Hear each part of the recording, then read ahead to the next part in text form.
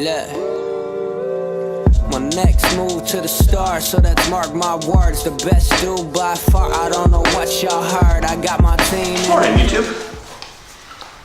Got coffee in hand. Gonna go find a cafe. To go find a cafe to get some work done, because we gotta get some work done and being around people that are distracting, so I'm not the best. Rocking some devotion apparel today. Gonna do some photo shoots in a bit. Some new Kingsley's. Plug. Merch is hot. No, these are good friends of mine, so I love working with them. Ground, right? Yes. Yeah. Love working with them, so we're gonna go enjoy some sunshine. It is sunny. So the next clip will be to transition out the elevator into the sunshine. And we're back! It's sunny! Not raining, not like Vancouver. Like yesterday was miserable like Vancouver. But, you know, as long as we get a couple sunny days in Melbourne, I'll be happy. Sydney's gonna be nice, Brisbane's gonna be fucking unreal. And then back to Vancouver, so. But right now we're just walking, there's an iconic Crown Casino right there. Iconic Crown Casino there, and we're gonna go find some place to shoot for Devotion, because the launch is coming December 1. Tom, I'll take an affiliate link, thank you for plugging you, nice and hard, merch is hot. And then yeah, we'll go from there and see where else we end up. We got some lunch, we got a lunch plan later on with some pretty epic business owners / marketers that you guys, I don't know if they're comfortable being in the vlog, but we'll try and get them in the vlog and just give some insight. And then later on this evening, actually, you guys are gonna meet a very well-respected business owner that I think is very well-respected, at least done really, really well for himself out of Sydney. We couldn't meet up in Sydney, and this is where, you know, I have a lot of respect for people, is because we couldn't meet up in Sydney because of the days clash. He literally decided to fly down to Melbourne for 24 hours to come hang out with us, and then go back on his own dime just so that we could all, you know, network and stuff like that. Like, that's what I love to do. That's what people like I surround myself love to do, and that's to just grow overall. So, looking forward to seeing Mitch later on today. This is another Mitch. You guys have seen some other Mitches in the past. Another Mitch and Aussie Mitch. But yeah, let's see where we end up. Maybe get some B-roll towards Self-Wharf or something, and we'll kind of go from there.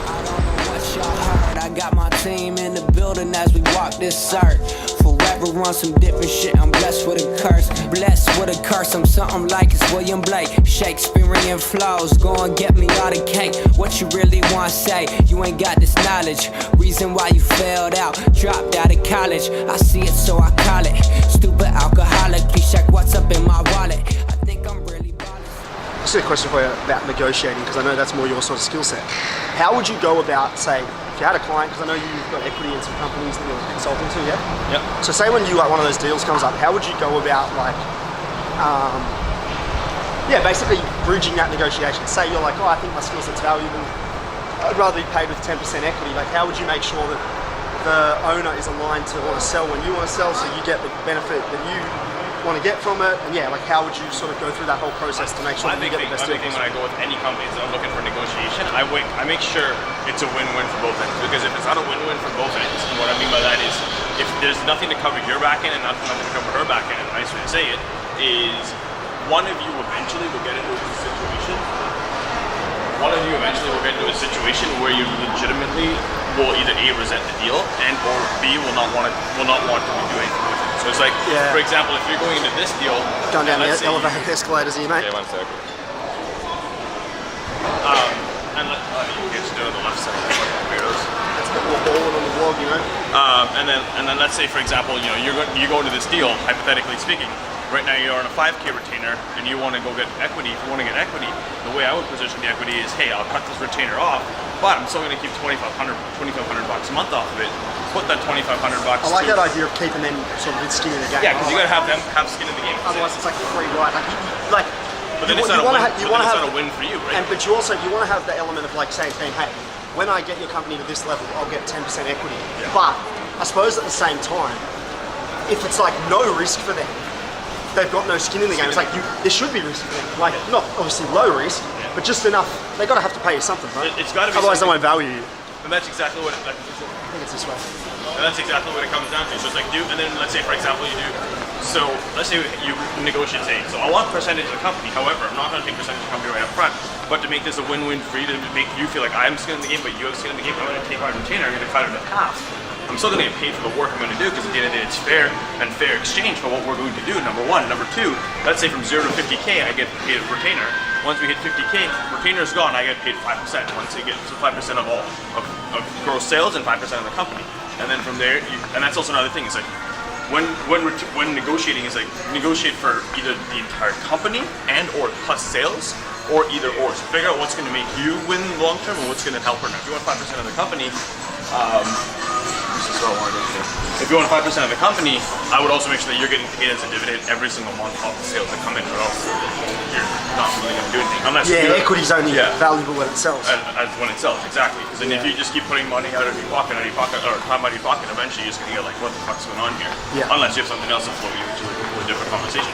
And then from there, I would go 5 at 50, 10 at 100, and then just work your way up from there. There is it. Dog projects. Yeah. And then just work your way up from there. And then that way, at the end of the day, if you position it that way, she feels like she's getting a win. You know you're getting a win because you're getting a fair exchange of getting paid, and everybody's winning, and you're fully involved in it. Yeah. I make sure no matter what you do, you're getting to a point where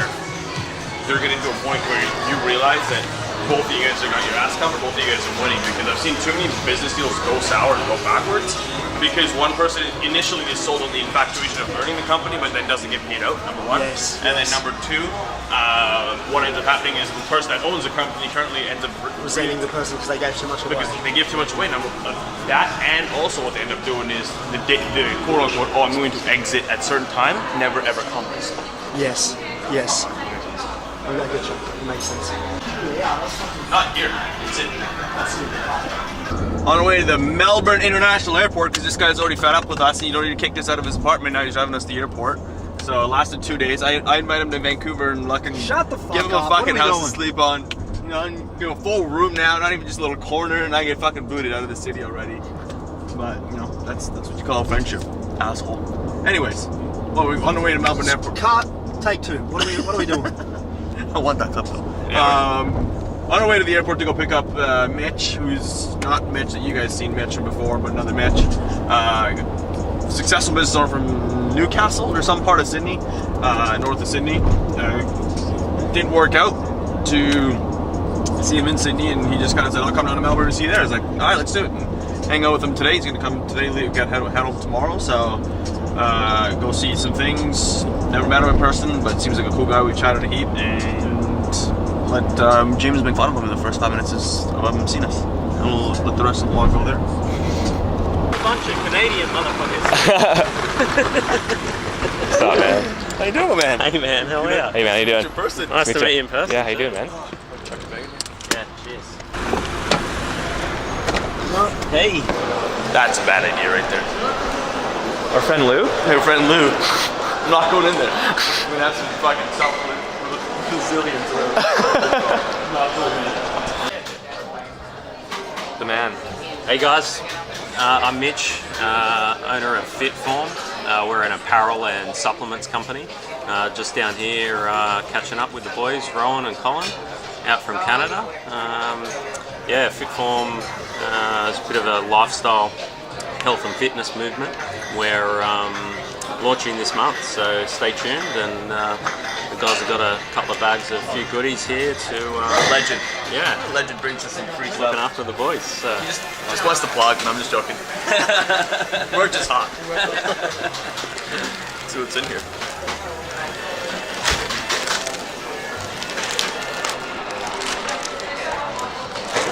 Oh, you can never have enough shaker cups. Me and my wife fight over shaker cups all the fucking time. All the time. You would black, right? Yeah, black, of course. He's like, what color you want, black or camel? I'm like, black. He's like, yeah, I guess you would.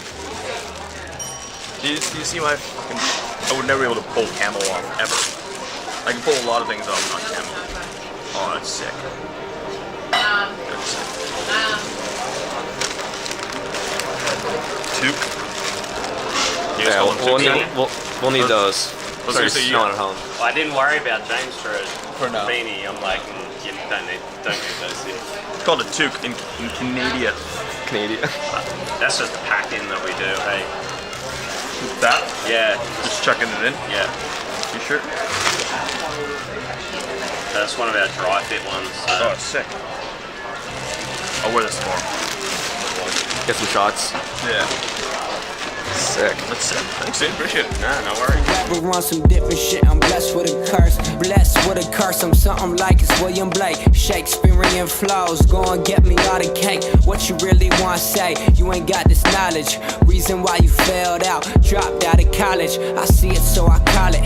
Stupid alcoholic, please check what's up in my wallet. I think I'm really ballin', so holy with these words. I